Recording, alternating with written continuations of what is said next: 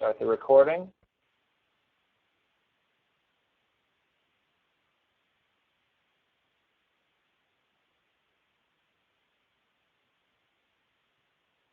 Hi, Cindy. Hi, Marla.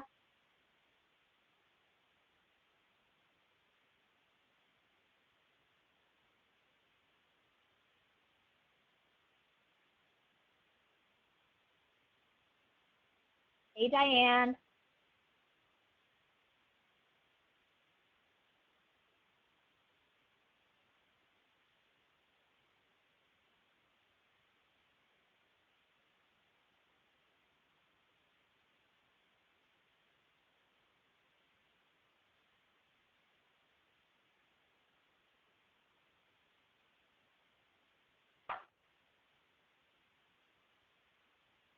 All right. So it is just 8 o'clock now. So we just want to go ahead and say welcome to our webinar titled Learning to Fly, the Ultimate Launch Checklist to Prepare Your ADHD Student for Their First Year of College. I'm Tazeen Daniels. You can call me Taz, and my colleague is Evan Kirstein. And Hello. We will be your pilots, your co-pilots through this process. Can everyone hear me okay?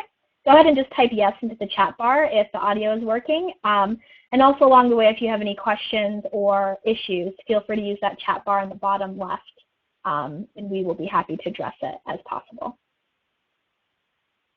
Evan, you still with me? I hear you loud and clear. Perfect. So while we're waiting for people to show up, why don't we go ahead and learn a little bit about you. So what I would love is in the chat bar or on the call, if you're brave enough to turn on your microphone or call in, tell us a little bit about yourself. So specifically, tell us your name, what city you're calling in from, and also tell us why you've taken the time out of your evening to join us, which we sincerely appreciate. But, you know, do a little bit of self-reflecting, and we'll give everybody about, 3 or 4 minutes to log in and get caught up, and then we'll get rolling.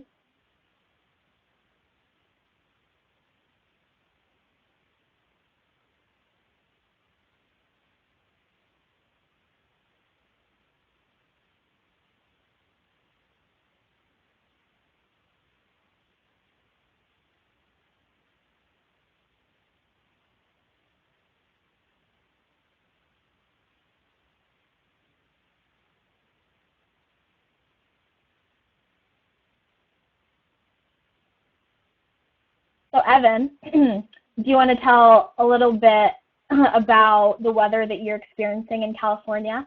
And then I can tell them about what it's like in Michigan right now. Maybe they'll get a kick out of that. Yeah, I had to change shirts today because I was wearing a short sleeve. I had to go to a tank top. It was 83 degrees. I was forced to go outside and have lunch by the pool because it was just too hot in my apartment. I don't know if any of you have that problem right now, but I am.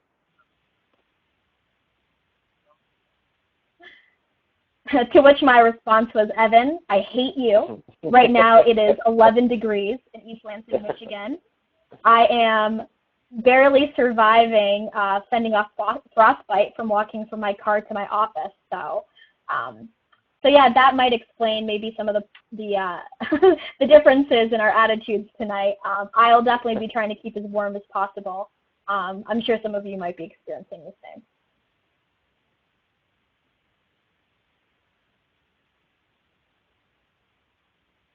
Wonderful. Thanks, Cindy.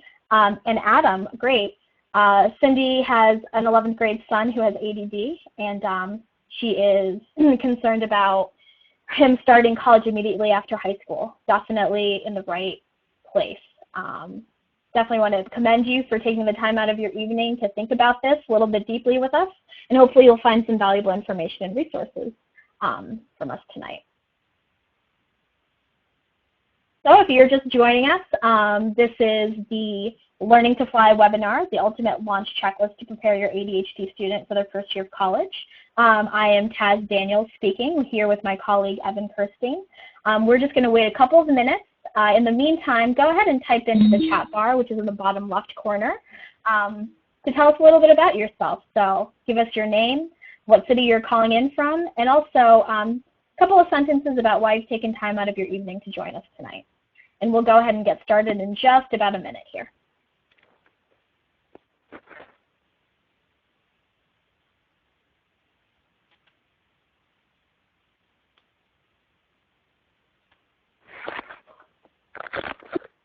As you guys are getting settled in, I just want to give you a couple of pointers about today's webinar. This is not a lecture by any means. We really want this to be an interactive experience.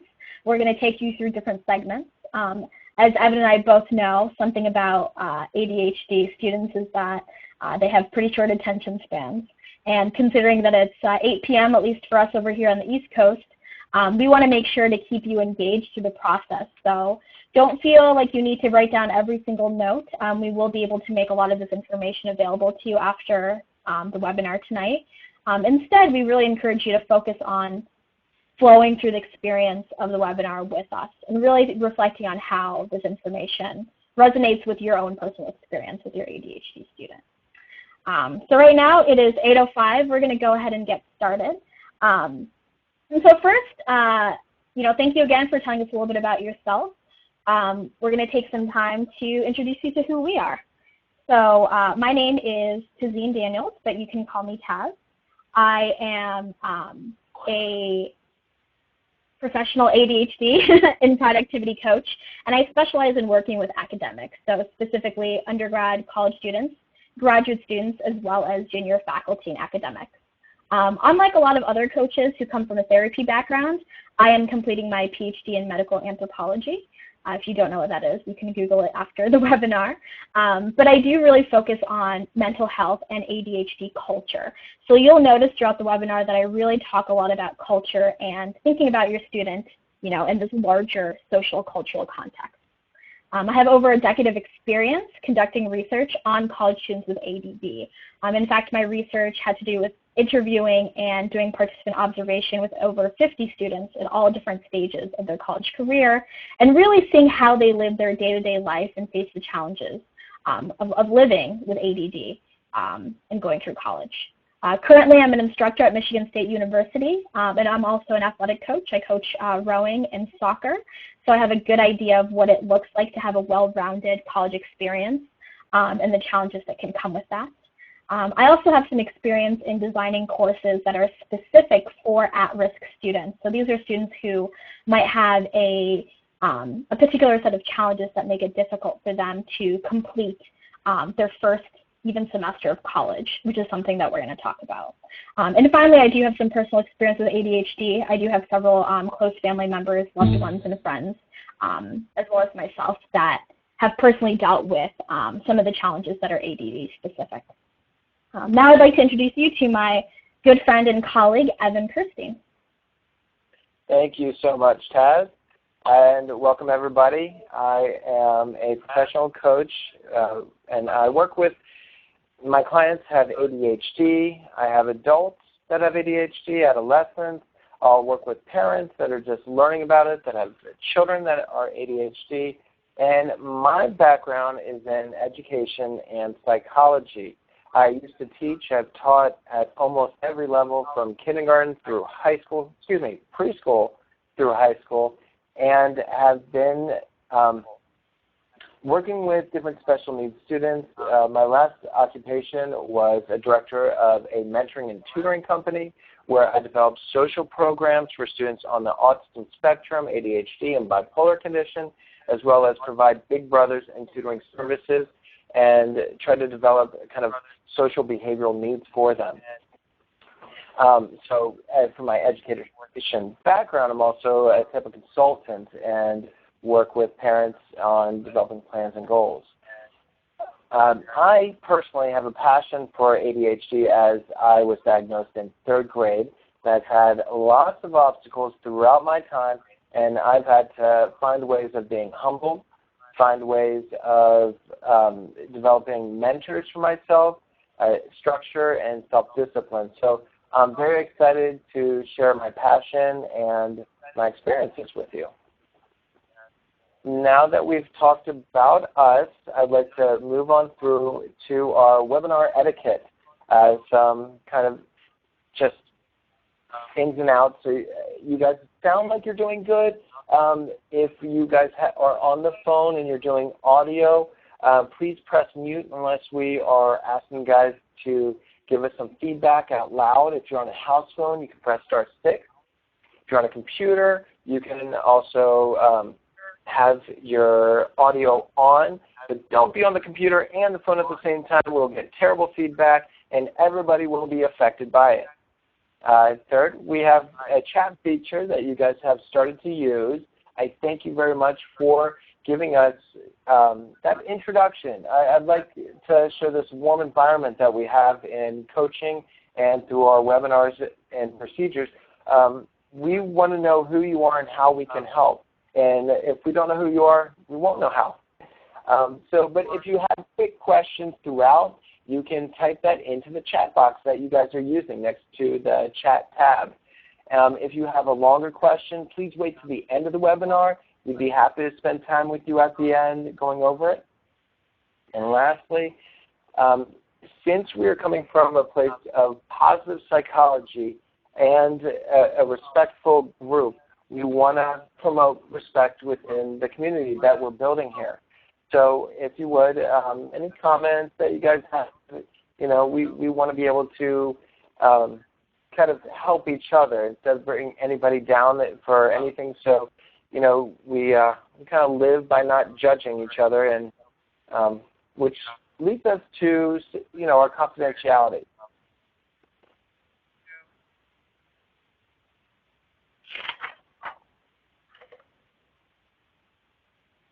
So confidentiality is something that we talk a lot about in research. It's also something that we think a lot about and take seriously as coaches.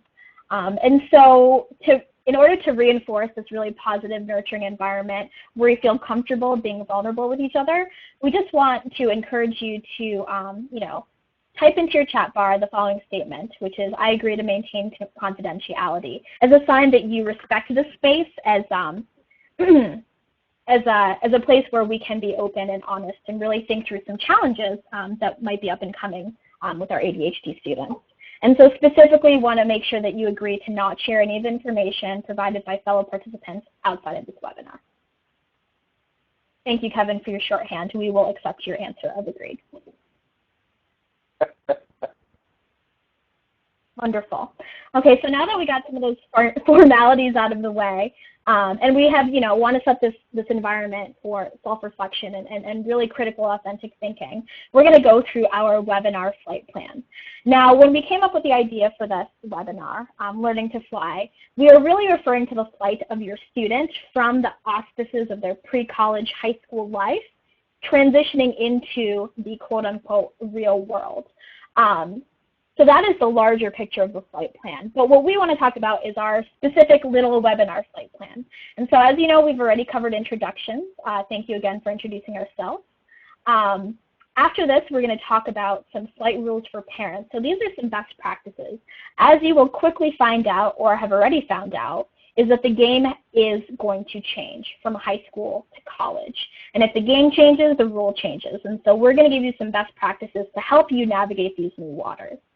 Third is we're going to start going through some of the sectors of college life in a pretty systematic way so that you can start thinking more deeply from multiple perspectives about what this transition will look like for your students. We also have a fun segment called Stories from Space, in which Evan will be sharing his own personal experiences and life lessons as a college student who had to work through ADD-specific challenges. And then finally, we will get to that coveted launch checklist and give you a great rundown of what it is that you need to know, the essentials, to really give your college student the best possible start on this new journey. But before we really get into the nitty-gritty, we want to spend a couple of minutes to just talk about what is the inspiration for this webinar. So we inspired because the failure to launch phenomenon is all about the student that do not have the opportunity to take a chance and do what they set out to do in their goals. This could be a student that went to college for a semester or for a year and then came back home and never really got out of the parents' basement and into their own stride. And it may have taken them longer to do that. And instead of giving that much attention to failure to launch, we wanted to present learning to fly as we're giving you the best tools and practices to give the student the best start on their journey to college or the workforce. But failure to launch is not specifically for the ADHD student. It happens when any student doesn't take that opportunity or doesn't reach their potential and goals. However, ADHD students are more prone to be the to be the ones that don't launch. Their success really does hinge itself on executive functioning abilities, and that's why we have put up the model for you about executive functioning, so you can see all the things that kind of are in the brain's secretary, and that you see that a lot of these things are going to give the student that's going to be a successful college student their tools for success. They need to work on each of these in order to have a good launch and a great ending. And as a reminder, I know that parents are the support system. They're the ones that are staying up in the middle of the night, finishing projects with their kids, and you won't be there for them if your child is going off to college somewhere else. So we need to develop a new plan. We have new rules, new plan. So in order to prevent this from happening, the few rules for parents to make this flight as smooth as possible are here. So when we're talking throughout this webinar, we're going to remind you about these rules for you guys as parents to work with your kids. Be proactive. Set them up for success instead of critiquing them after a failure. And it's okay to be somebody that they can vent to after a failure.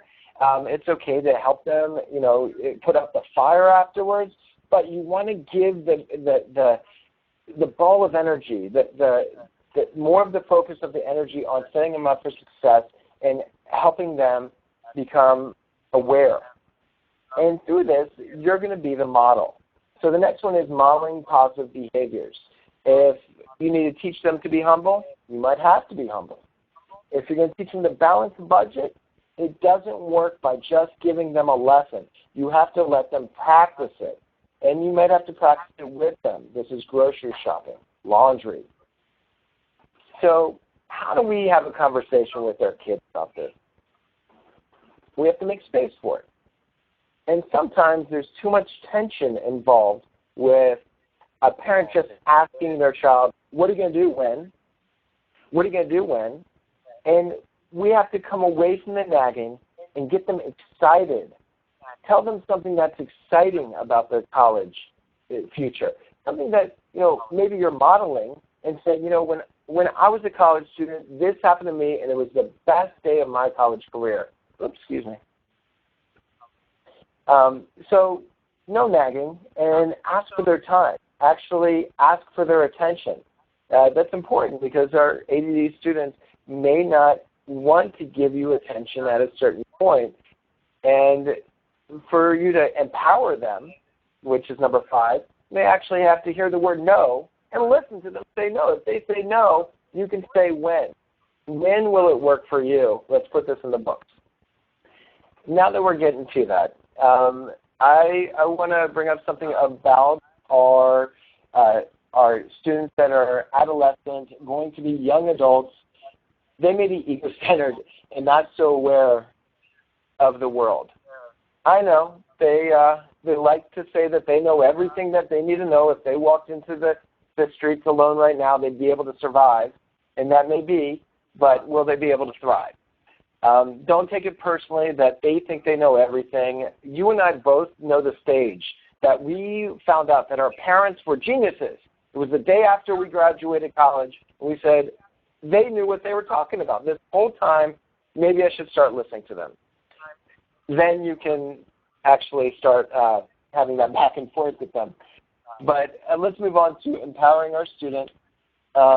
Again, letting them take responsibility for things, asking them when they want something to happen, letting them be deciders.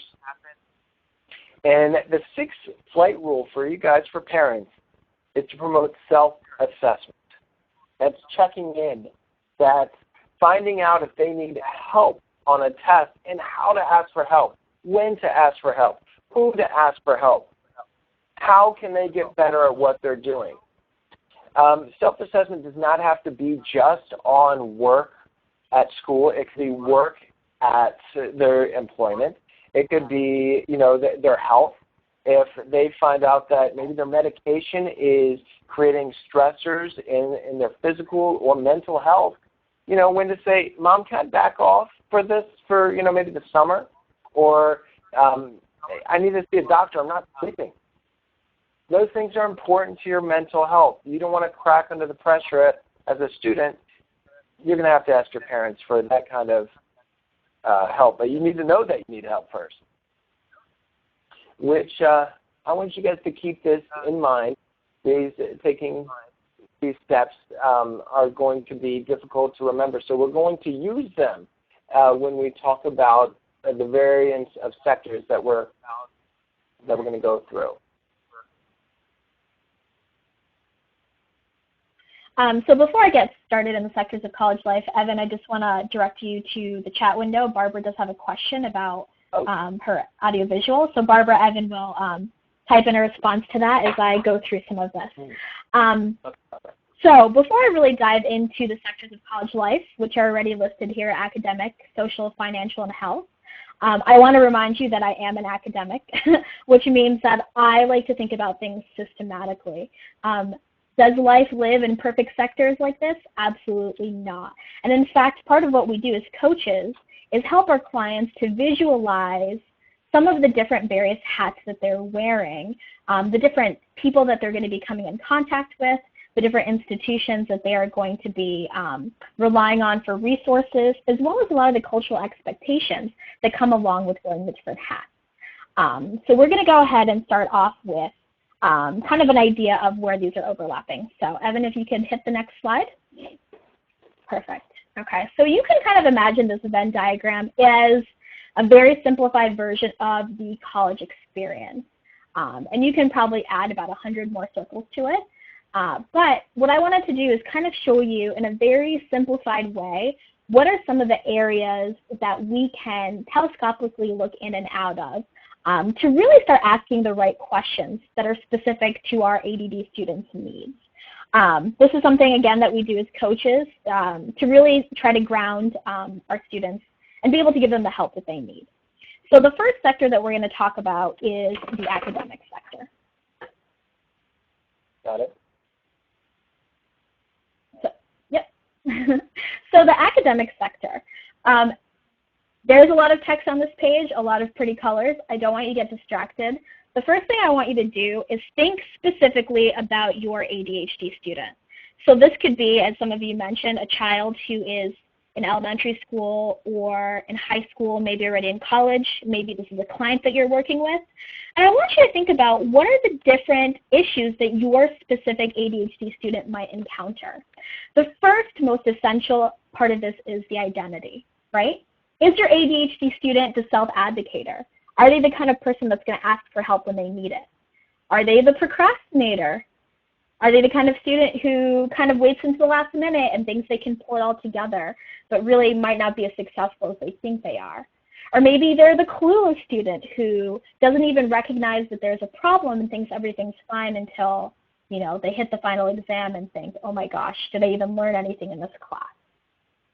Identity is really important. It's something that we're going to talk about through each of these sectors. Now, beyond the identity, they're going to be interacting with a number of new people in this academic sector. So think about the relationship with their instructor. Is your child, your ADHD student, going to be brave enough to introduce themselves to their professor when there's 150 other students in the class? Do they know the proper way to tell a professor that they have ADHD? Should they tell their friends that they have ADHD, and how's that going to impact their relationships with their classmates? Are there any special types of resources or tutors available for them? If you go one level up, the institutional level, this is where you're really thinking about what resources are available at that specific university or college. Is your student familiar with the Disabilities Resource Center? Do they know who to go for help when a professor is not meeting their accommodations, etc.? And finally, I want to point you to the cultural level. And this is a level that I think a lot of us don't really think about at the forefront of our mind, but I think has some of the biggest influence on their college experience. And here is really what the expectations are. What are your students' expectations of performance? Do they think that they could just run 24/7 without a break? Can they take big breaks and cram everything at the end? Do they know what the meaning of a grade is? Does their grade reflect how much their teacher likes them or how much information they've retained? And we know with ADHD students, it's really important to contextualize these larger expectations to their own individual situation. And as we go through the rest of this webinar, again, keep that student in mind and think about what are their specific strengths and challenges in each of these areas. So now that we've had a chance to look at this telescopic view from identity all the way up to culture, let's go ahead and move on to our next segment and find out what it really is like to be a college student navigating this academic sector. So this next segment is called Stories from Space by Evan. And the particular story that we're going to go over right now is Professors, Friend or Foe. So throughout my time as a student, I have always had either a coach or a nemesis as my teacher. I've had to battle my nemesis, and sometimes I was quite defiant on doing work. I'd be the child that typically stayed in for recess. And I had probably a turnabout event in high school where I went from a 1.8 to a 3.8 with the right coaching. This was a mentor, a tutor for me, and he really let me see how to focus and be selfish with my needs as a student. And so I'm going to bring you up to speed where I come to Kent State, and I went to two colleges, Kent State, where I was behind the 8 ball, and then I transferred over to Ohio State, where I was in front of the 8 ball. Throughout this time, I was utilizing accommodations for my ADHD at the Disability Services office. And one office was better than the other. Ohio State had a lot going for it, but I was just a number. I felt like I could be very much lost at this place. And I had to learn a lot of confidence from it was almost false confidence from introducing myself to each teacher at the beginning of each session. It was quite intimidating to go up to them and admit to them that I have ADHD and I need their help. But what I got from this was so valuable. The accommodations put me on a level where I felt that I had an advantage over everybody else. It may have been embarrassing to ask for help, but I had the teacher's attention. I got extra time on tests. I got a private room to take my tests. Sometimes I got to use a computer, and, I got their notes, which was probably one of the best things that I could get from college, was the ability to get their notes before the lecture so that I could take notes on their notes. So this leveled the playing ground for me. But more importantly, it helped me self-advocate and become confident that I could talk to my professor as if they weren't just my boss. They weren't more of an authority member than anybody else. I got to level with them and ask them to give me something more, to give me more attention. They had to take time in their busy schedule, which is not something a typical professor wants to do. Asking a typical professor to do one more thing than they have to do is pushing it. But I had a piece of paper saying that I requested it, and this is legally what they have to do, and I felt more confident in asking them for attention and help. It was a morph that I'm very, very happy about, and probably can say that I'm more confident with my ADD because I went to Disability Services. I asked for accommodations that I felt I deserved, and I no longer struggled in college because I owned my ADD. And as you can probably see, people with ADD have failures, but learning from the failure and being humble about it is just the best practice. It's like climbing a mountain, but when you get there, man, are you on top of it? So now let's consider how you will support your child in the next scenario.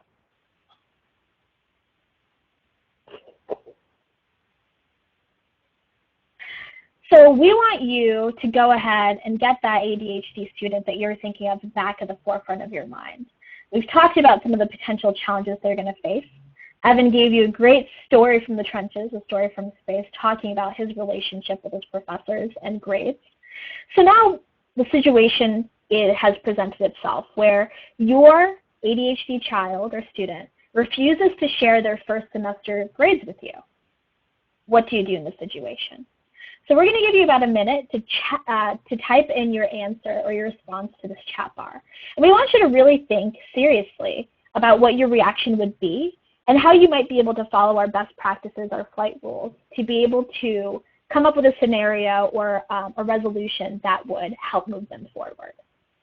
So we'll go ahead and give you about a minute, and we'll, as you're typing out your response, give you some reminders about what you want to do. Afterwards, Evan is going to take a moment to debrief and go over some of the responses and talk about what are some of the advantages and disadvantages to the approaches you're taking.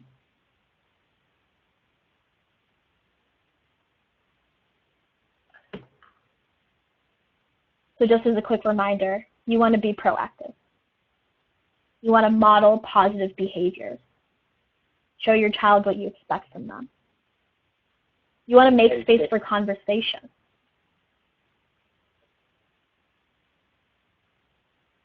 And Cindy, I do want to answer. And even though this one might be hard. And say that I actually had to develop my own sense of organization and become a little OCD in college in order to be on top of it. My father used to say, Evan, it's the first day of school and you're already 2 weeks behind. It's kind of the motto I live by, is that if I don't hit the ground running, I'm always going to be chasing it. So I really had to color code my life, and I had to live alone to help myself stay focused. There are a lot of strategies that came about from reading and finding strategies in books. I'd also add, Evan, and I'm sure you'll agree with me, that this is actually a great area in which a coach would be extremely helpful for an ADHD student, because unfortunately the university might not include that type of help as part of their accommodations packet, especially that type of specialized help. So it's something that we encourage you to seek out to get something more personalized for your student. So we're going to give you just a couple more seconds to wrap up your answers to the question. Karen already has a great response. So Evan, if you want to go ahead and start debriefing on some of them, we can move forward. Sure.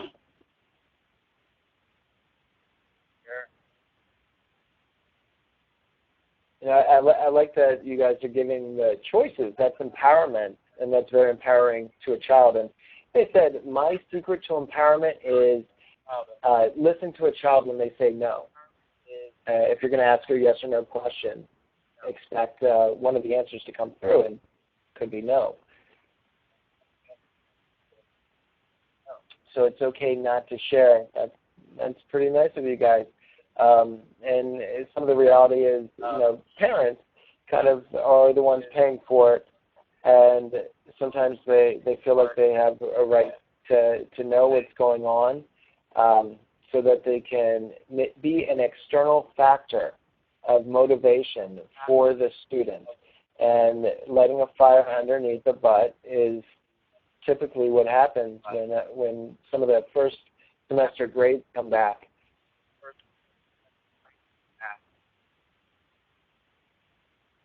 Mm-hmm. And something I might add to, Evan, especially as someone who's been in the instructor position, is it's very important for parents to understand what the boundaries are in terms of what is accessible to them. So it's not even that any child has a right in terms of moral right or ethical right to keep their grades for themselves. It's also a legal right, meaning you cannot legally ask a professor to share grades or any type of private information about your student with you as a parent, because once they leave high school and they're in college, they're considered an adult. And so being aware of what those rules are and the social etiquette around it is extremely important. And you can use that to your advantage to open up space to talk to your child. So I think moving from here, we can go ahead and go on to the next sector, which is the social sector. So just like in the academic sector, we want you to think about that ADHD student and what are some of the specific strengths and challenges that they're bringing with them to the table. So just like in the academic sector, they're going to have an identity that is very heavily, malleable in their college years. Are they starting off as the good friend? Are they the kind of person or students that would do anything for their friends, even if it means compromising their own ethics and safety? Are they the popular one? Are they the kind of person that has difficulty saying no to social situations, even when maybe time management is an issue for them? And we know that that's definitely true with ADHD students. Are they the partier? Are they more likely to engage in risky behaviors? Or are they the loner? Are they the kind of student that's not going to really, be able to make friends on their own without some type of facilitation? The types of relationships they'll engage in is also different. Who are going to be their friends? Are they going to tell their friends that they have ADHD? Who are their teammates? How are they going to be reacting when they're faced with new types of social relationships, such as romantic relationships? Institutionally, how are they going to be engaging with these different structures? We know from working with ADHD students that it's so great for them to be involved with athletics, extracurriculars, clubs, helping them really engage with those different parts of their identity, but at the same time keeping in mind things like time management and prioritizing. And finally, of course, is the cultural issues. Is your child going to be susceptible to peer pressure? How are they going to handle situations that have to do with substance use? We all know that this is something that all college students face, but there's going to be a specific set of challenges for ADHD students that we need to keep in mind as we're helping them through this transition. So as we think about the social sector and our specific ADHD student, let's go ahead and move on to our next segment of Stories from Space. And the title of this tale is called The Worst Excuse I Ever Gave My Father. Okay, so when I was in 10th grade, it was my first semester, and, I really had quite a great social life in the dorm. Nobody went to sleep, and I didn't have to either. It was quite engaging, and my first semester grades were terrible. I got 2 Fs, 1 D, a C, and a B. And my father was not the type to let me get away with not telling grades. Our relationship he has always been probably a very disciplined coach, if he was a coach to me, and he would let me know that he's paying for it, and if I wanted to stay, I had to get good grades. I had to tell him the grades. So I had to admit to him that I got these grades, and in my mind it sounded so good that I told him about freshman forgiveness, and that means that I got to retake some of the classes the next semester in order to get those Fs erased. I told him, more or less a really poor excuse, which is, Dad, I'm really into a social scene right now. I'm friends with everybody. I'm one of the more popular kids in my dorm. And the vocal tone of him to tell me that was just great. That he is so proud of me. And he was very, very not forgiving. He did not like that answer at all. But it taught me something. It taught me that I needed to kind of ground myself. I realized that I was not dividing my time proportionately. I found myself disciplining myself as I did in high school, and kind of getting back to the roots of why I was there. Started giving myself consequences, but with those consequences, I gave myself what I call dessert. I worked for things. I worked for time off. I didn't let myself study past 10:30 unless I was studying for exams. I just started earlier. So my self-discipline became stronger. And I guess the moral of the story is have a good lie to tell your parents. It'll all work out. Actually, no, learn from your failures. Don't pretend that they didn't exist. And it could be time to start listening to your parents.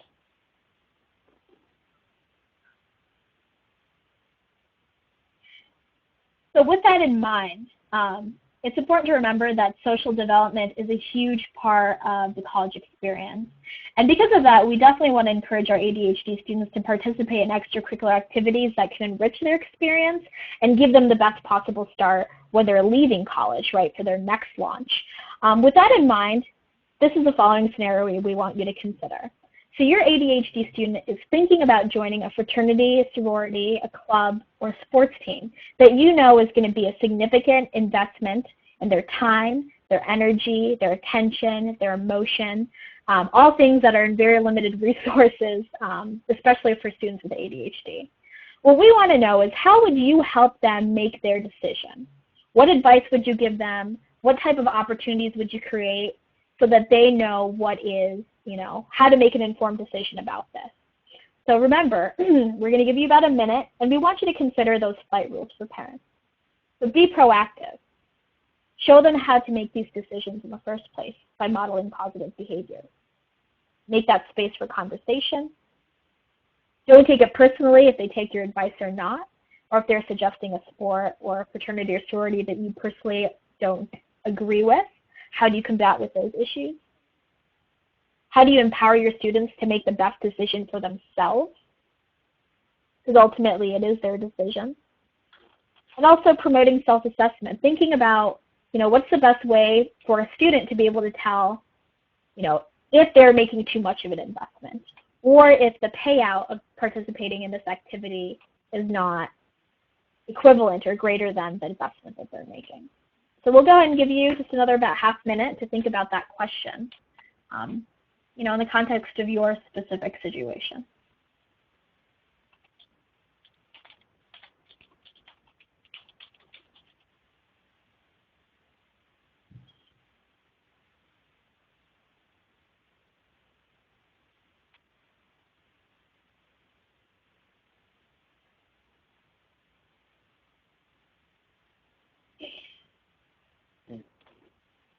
So as we're kind of writing up some answers, something that might help in a lot of these situations, especially when it comes to modeling and conversations, is walking through a visualization with your child and thinking about, okay, if you were going to join the rowing team, tell me about what your day would look like.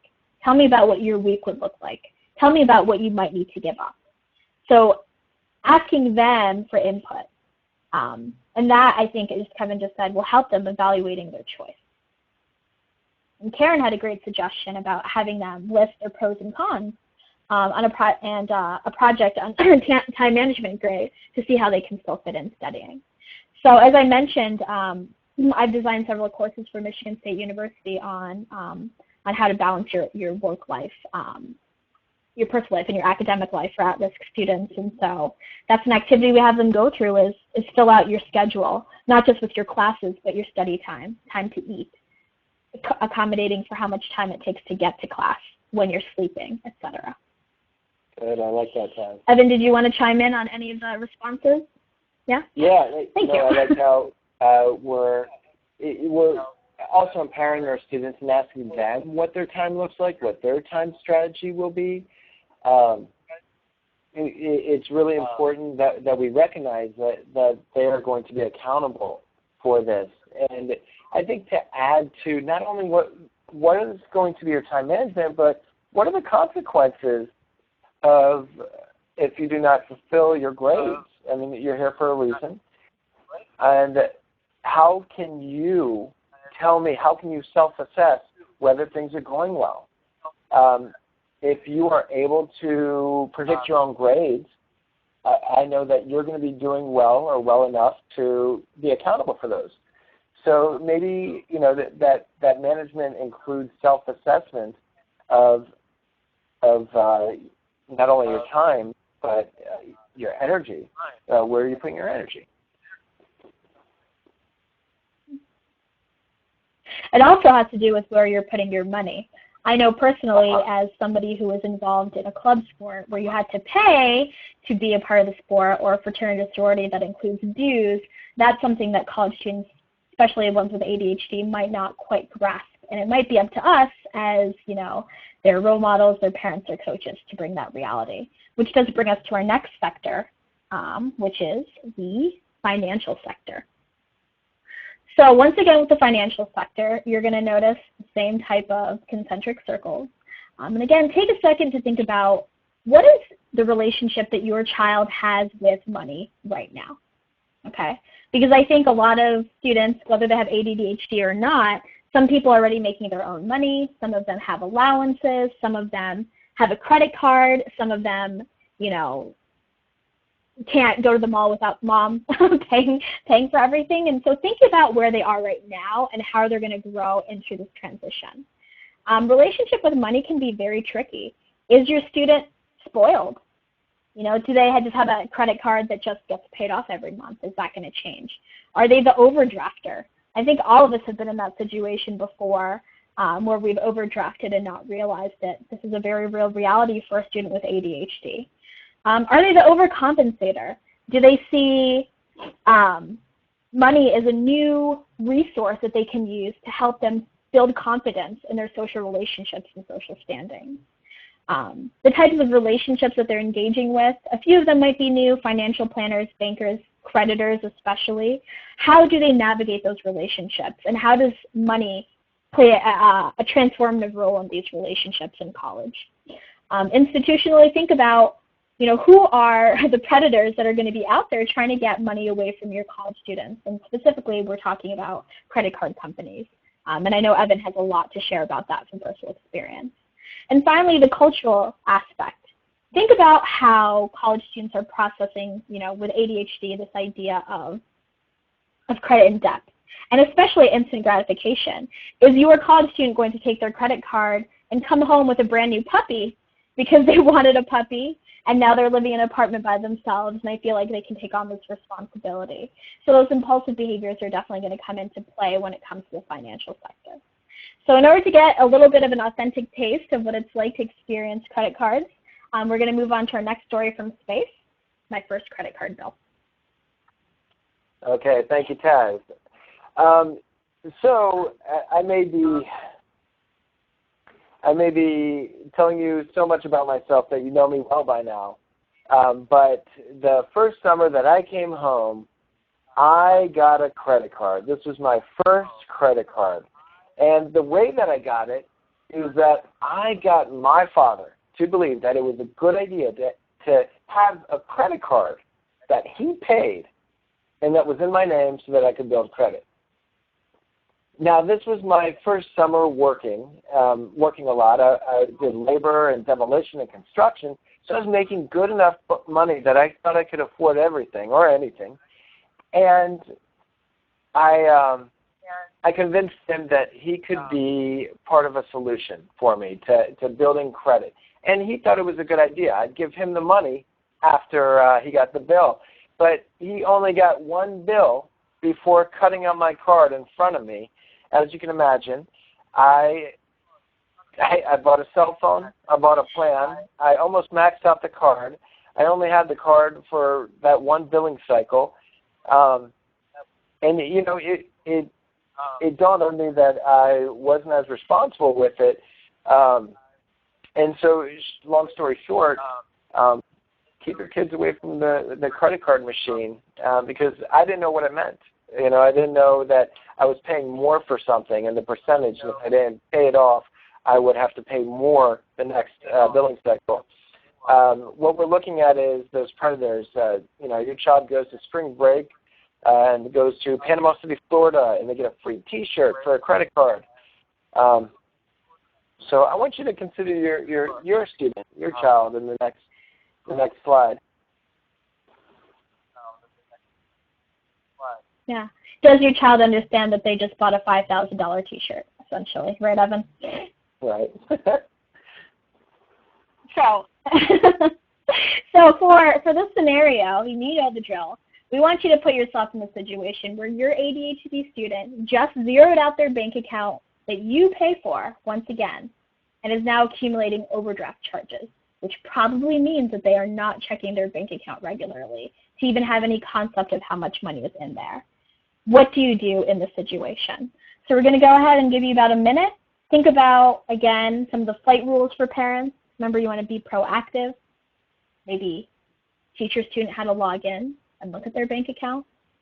Model positive behaviors, teaching them how to budget what they're spending versus how much money they have. Making a space for conversation. Asking them why they think this happened in the first place. Empowering them to come up with some solutions on their own. Don't take it personally. Believe it or not, they're not just trying to eat you out of house and home because they order $100 worth of pizza a week. Maybe they just don't understand that pizza costs money. $5 plus $5 plus $5 plus $5 eventually does equal many, many more dollars than they might realize. And how do they assess themselves? Do they know how much money they need per week? Can they budget daily? Do they understand that, that there are consequences for running out of money, and how do you establish those boundaries with them? Suzanne, I think, brings an interesting point, which is it's hard to let him or her fry, right? Do you just say, all right, that's it, you spent your $400 for the month, and let them figure it out for themselves, And you know your student best, and is that going to be the only way for them to learn the lesson? I can tell Diane likes this topic, those fun money conversations. And we know as adults, responsible adults, that these are tough issues to deal with, which only reinforces the fact that we need to train to help to facilitate positive, productive relationships between our ADHD students and their finances. Because if they don't learn it now, it will just end up being exponentially greater problem in the future.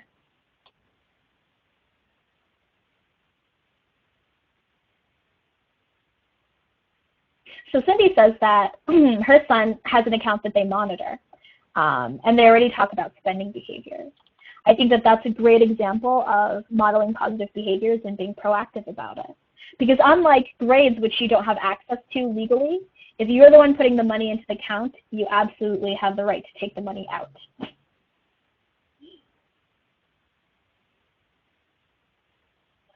So, financial life. We're going to go ahead and move on to the final sector of college life, which is the health sector. I think you guys have come up with some really great suggestions, and I'm really excited to see if we can go ahead and wrap this up with that final hat that your student is going to be wearing.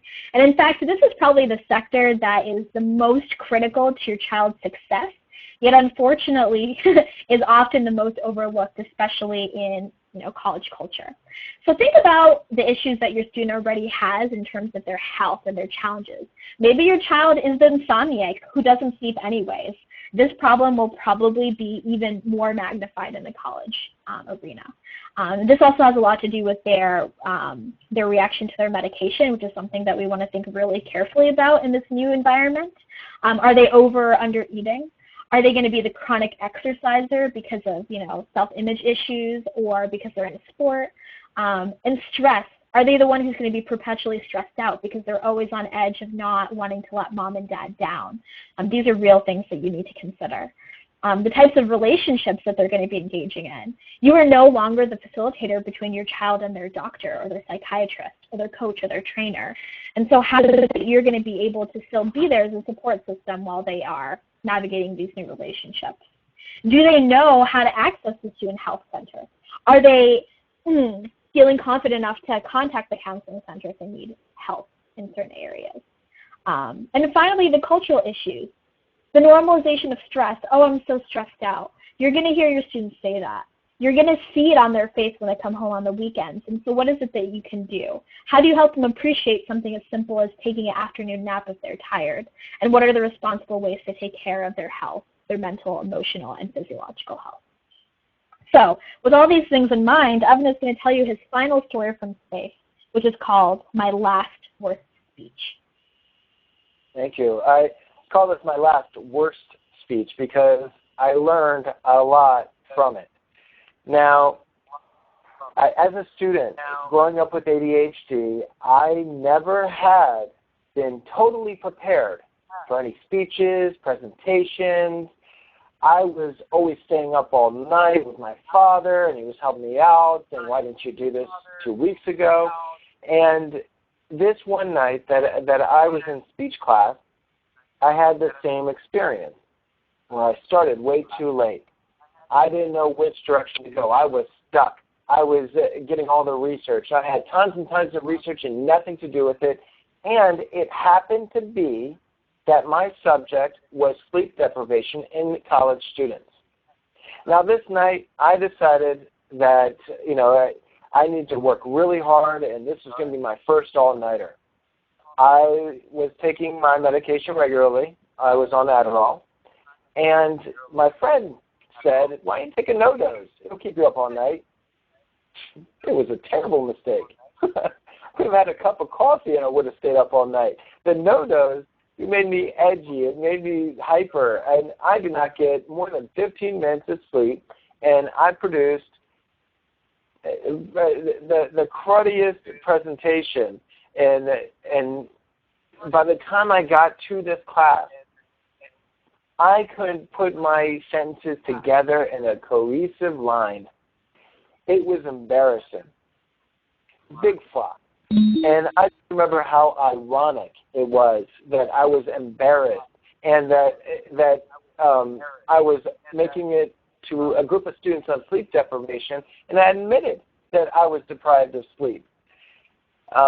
So, this is kind of the basis of me trying to learn how to be a better public speaker, and it reminded me to be more prepared and to be over-prepared early and to raise confidence in myself about the subject matter and to make it simple and to make it fun and to be able to relate to the material and not try to read off a script. My next speech was about something that I could relate to. It was about something crazy and funny. It was about my family. And I developed more confidence after I realized I didn't have to memorize, but I could speak as part of speech. That's something about kind of the health aspect, the mental health aspect. How do we treat ourselves when we're on medication? It's kind of facing us every day as students with ADHD that we should take this, or it clarifies things, but it stresses us on another level that the people in our environment don't know much about. So here comes to our next slide on healthy life. So I know we're just in the final minutes of the webinar here. And as I'm sure a lot of you know, we could do an entire webinar on any one of these sectors and even on any one of these levels. But if you have a few extra minutes, hang on with us. We just have a little bit of wrap up to do. But let's just take 1 minute here to answer the following question, which is, your ADHD student who is now in college has been running out of medication before scheduled. This is a very common phenomenon. It's something that I've experienced as a researcher seeing students deal with for a variety of reasons. So in this situation, what would you do? And go ahead and take a couple of minutes, and as you're typing in your answers, remember to think about those flight rules for parents, about being proactive, making space for conversation, don't take it personally or assume the worst, empowering your students, promoting self-assessment. And as you're doing that, we're going to go through some of the answers and then just give you a little bit of an idea of what else is to come in future webinars with us. So we invite you to stay for just a couple of minutes longer. We promise to have you out of here by 9:05. But if you have to go, that's fine. We won't be mad at you. Just look out for your emails for any type of follow-up that we will be providing you with at the end. So here Suzanne has a great idea, which is to suggest that they speak directly to his or her doctor. So this is a great example of how you're starting to shift your role as the mediator between the two, and maybe helping your child come up with some ideas of what types of questions to ask and what issues to bring up with their doctor. Also, Cindy, I think, brings up a great point about why is it that the medication is running out? Is it that they're the ones who are taking it maybe more often than they need to? Maybe it's that their dose needs to be raised. Maybe it's that somebody's actually taking the medication from them. And something that I know quite a bit about from my research is that having access to ADHD medication sometimes is like having access to, you know, gold nuggets in college. It becomes a very coveted resource for students who don't have ADHD. So that's an important conversation for parents to have, because it definitely does influence their health. So as we're finishing up the last couple of comments here, Evan, why don't we go ahead and move on to the final couple of slides, which is kind of our way of tying this whole thing together. And so what we did on this, and again, please don't try to write all this down, because we will be able to make this available to you after the presentation today, is we just wanted to put all this into a nice table format for you to be able to think about how are you going to assess your student now as they're preparing to launch into college. Think about things like their identity. What are the strengths that they are, that they're able to leverage to bring that success in the academic sector? For example, maybe they're really excited about classes, or they have teachers they really love, or they're really good at getting their homework done but not showing up to class. And maybe there's some challenges, for example, being easily distracted. And so for each of these, we really want you to use this as a tool. So we'll be able to provide you with a blank example that you can use either on your own to help kind of, think about your student.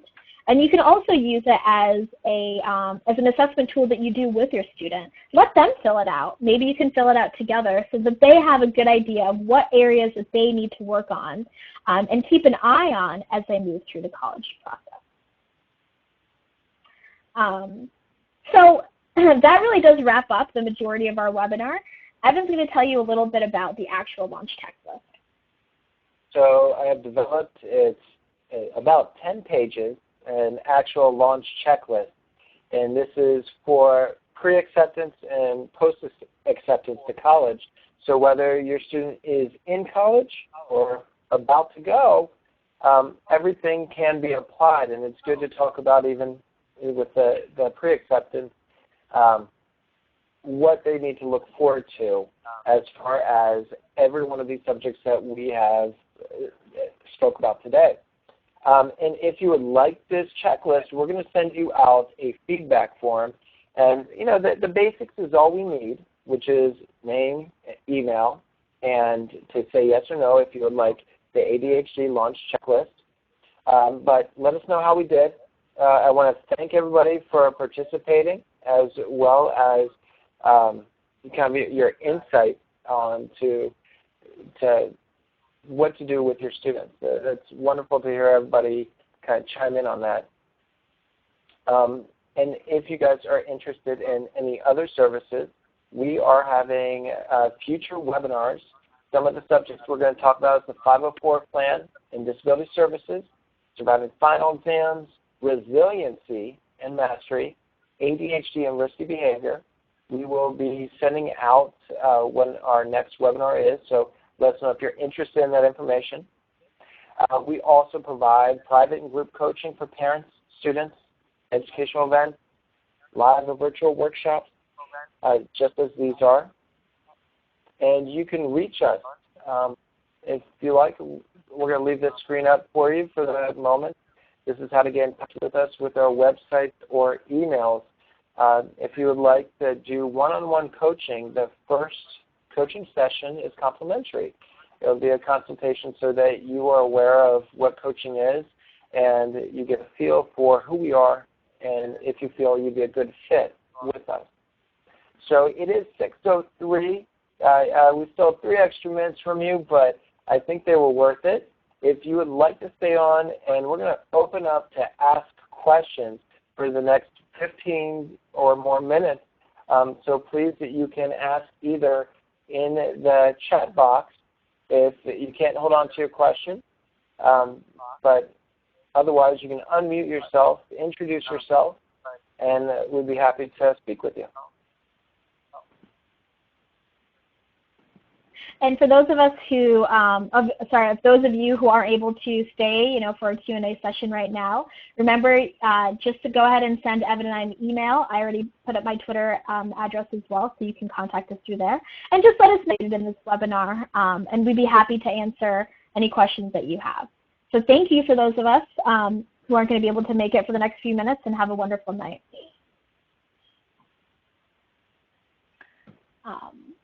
So I might go ahead and start. Diane says that this webinar has really made her think about how to balance being supportive with encouraging autonomy and empowerment.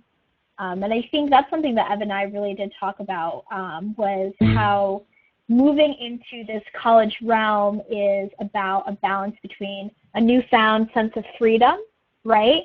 All of a sudden, I don't have a curfew. Mom and dad, don't need to nag me to do my laundry. I can really be friends with whoever I want. But balancing that with a sense of responsibility. Mom and dad's not going to remind me to do my homework or brush my teeth or, eat my vegetables.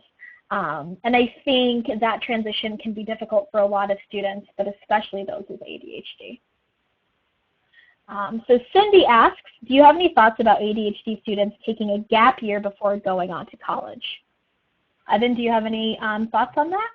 Yes, and I do cover this in the checklist as an option, because the gap year can really provide them with a lot of confidence and maturity by the time they enter college. There's been studies to prove that they actually do better once they have either some work experience or life experience. It could be going abroad. It could be volunteering.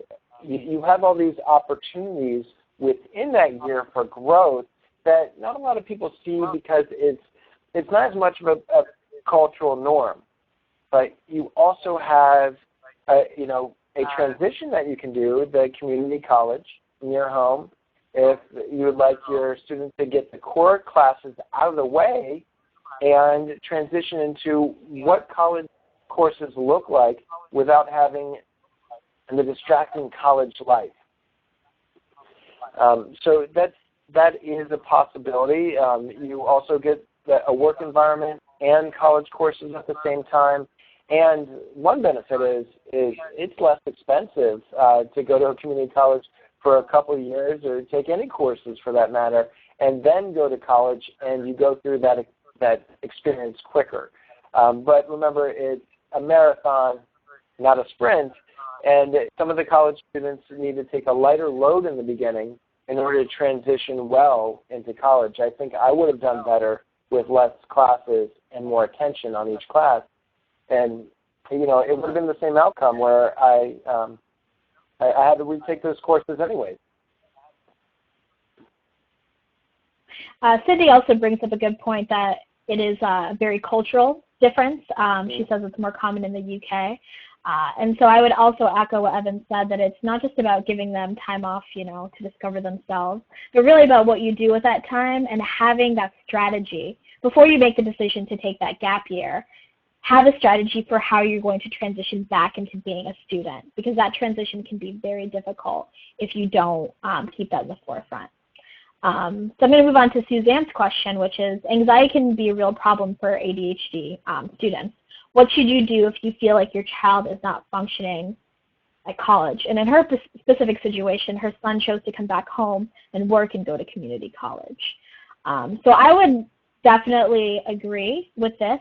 In fact, anxiety is the -- issue, psychological issue that all students, even those without ADHD, experience or report experiencing in college. The relationship that I have with the counseling center at Michigan State University definitely supports that with the data. And it's hard to be able to separate those two. I know that there's medication and counseling available for each of those issues, but but I think it's important to know what the warning signs are. So if this is something that you recognize your child already has an issue with before they get into college, and you see those things exponentially increasing while they're in college, there's definitely opportunities for you, or you need to make opportunities to create space for them to reach out to you. Evan, do you have any personal experience with this or dealing with anxiety in college with ADHD? Yeah. I mean, besides having medication issues, being worried about classes, I'd like to first hit on resources and using resources. Anxiety can, you can really work with therapists and helping isolate what they're actually anxious about so that they can take it apart. I know coaching works, but being able to be resilient and keep going to college is a big step that we want to promote. I know coming home during community college is a type of step back, but it's also continuing with their college that they are resilient. And we should promote that strength, that they are still continuing with college. And Suzanne, what was it that was the anxiety? If you could fill me in with that, I could probably answer your question better, because there are a lot of things that I thought cause anxiety socially. It's a hard environment to be alone and to reinvent yourself in a new world. Okay. So with the social, extras that come into college, finding social groups and different interests, although they, college students are very open to meeting people, and they may create a clique by their second or third year, or maybe a school that didn't have a clique. And I say drinking is a big part of being social in a college environment, so I understand that that's hard.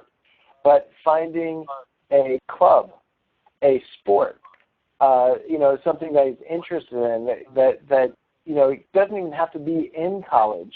Enough meetups are rolling around now where people can get together and develop friendships over common bonds. And I think that pushing something instead of having him feel like he's not part of the group, pushing groups that he would like to be into could assist him in that. So I think we have time for one more question in the last couple of minutes if anyone wants to type into the chat box.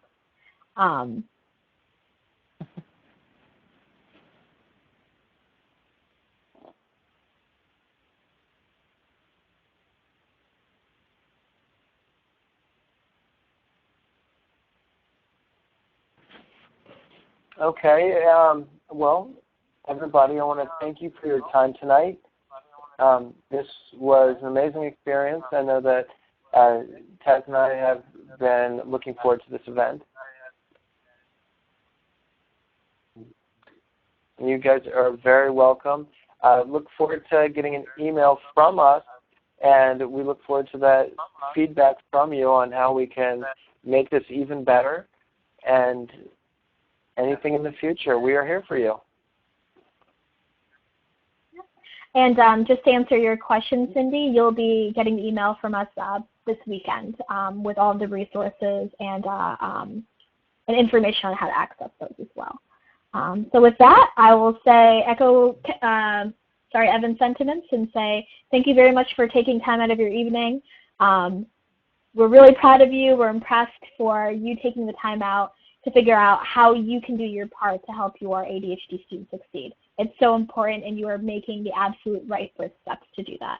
So we commend you, and have a wonderful evening. All right, guys. Have a great night. Take care.